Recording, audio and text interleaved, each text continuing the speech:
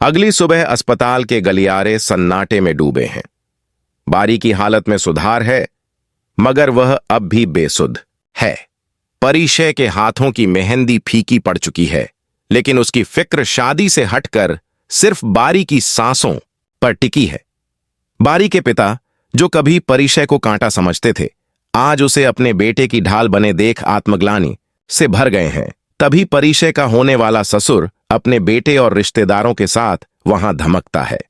वह गरज कर कहता है, यह क्या तमाशा है? हमारी बहू मेहंदी छोड़कर किसी गैर मर्द के लिए यहां बैठी है। परिशय तड़प कर खड़ी होती है। उसकी आंखों में आंसू हैं, पर आवाज में फौलाद।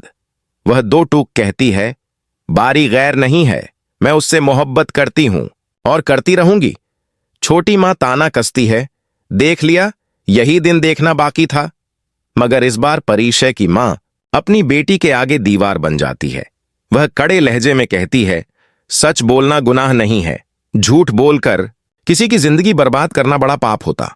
माहौल तब बदलता है जब होने वाला दूल्हा खुद आगे आकर कहता है, मुझे जबरदस्ती का रिश्ता नहीं चाहिए।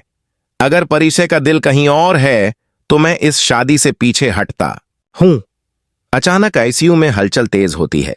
डॉक्टर अंदर दौड़ते हैं और परिशय की सांसें अटक जाती हैं। कुछ देर बाद डॉक्टर मुस्कुराते हुए बाहर आते हैं। बारी को होश आ गया है। अंदर का मंजर बदल चुका है। बारी होश में है, कमजोर है, पर उसका हाथ परिशय के हाथ में है।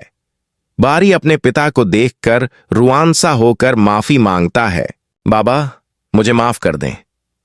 बाप का सीना फट पड़ता है। वह रोते हुए कहता है, नहीं बेटा, गुनाह मेरा था, मैंने तुम्हारी खुशियों का गला घोंटना चाहा। जैसे ही परिशय अपना हाथ छुड़ाने लगती है, बारी उसे और मजबूती से थाम लेता है। वह धीरे से कहता है, इस बार हाथ मत छोड़ना। बाहर से परिशय के ससुराल वाले फिर हंगामा करते हुए अंदर घुसते हैं और इज्जत का हवाला देकर उसे ले जाना चाहते हैं। तब बारी अपनी पूरी ताकत जुटाकर कहता है, अगर इज्जत की बात है तो याद रखिए कि इंसान की जान और उसका दिल सबसे ऊपर होता है।